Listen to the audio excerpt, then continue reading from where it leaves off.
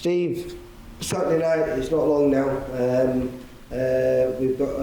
We returned back to Bolton, mate. Yeah, and do you know what? 2 weeks ago I was telling you it's one of the best, if not the best show we've ever put together, and we had 2 great 50-50 top of the bills, and we sat here now on the Thursday before Saturday, and we've lost both of them, and you couldn't write it, you know, so Will Goldie's pulled out with whiplash, and Nathan Quarles has got an injury, so it's actually the VIP fighters that have pulled out. Normally it's the away kids and he's coming around to get a replacement, but no, it's devastating really, because it was such a good show and really looking forward to it. So you know, we're left still with a 10-fight card. I was going to say, it's still a good show. Still a really good show, and the fight, many prospects and some good fights as well, yeah. Well, the one that, I don't know which way you're going to talk about, but if you wanted to talk about the one that's been pushed to the top of the bill, which I think is going to be a great fight,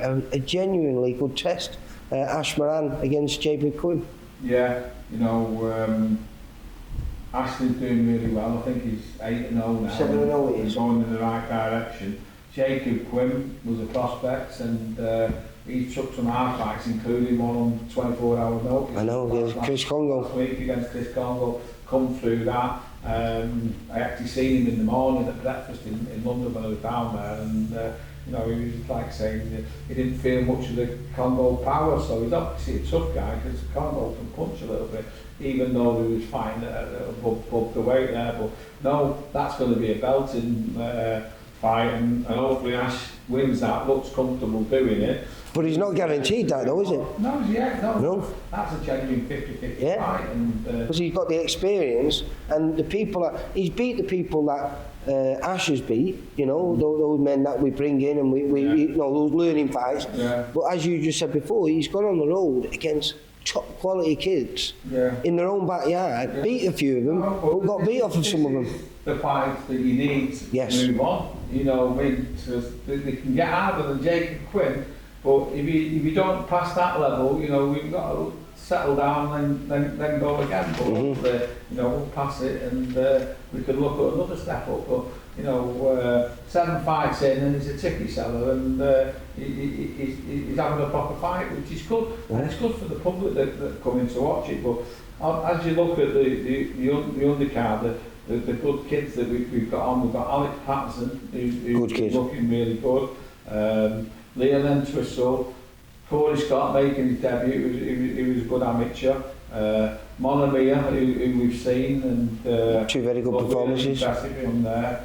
Owen Anderson, who's, you know, the body stature, great to watch. Imad Nassim, who's one of Alex, and good kid. He sells a few tickets, and was easy on his eyes. His debut, I watched that, and you know, he did well. And you've got Yusuf Saeed, who's looking good and dedicating himself to the sport. So, you know, there's some good kids, and then you've got Nimi, who's an ABA champion. And, he's fighting one of our mates' kids, Eric Lopez from Mexico, and he's come to have a go. So he always does. We're going to see some really good prospects in good fights, and as I say, they've all got to learn. Have we got Jack Murphy on there as well, haven't we? Sorry, I missed, Jack Murphy's fighting Jonatas Gomez from Brazil. Who just fought on the, not the undercard, but it's on the public workout, wasn't it? Against Adam Hassan. Adam. I missed that one there, yeah. Apologies for that,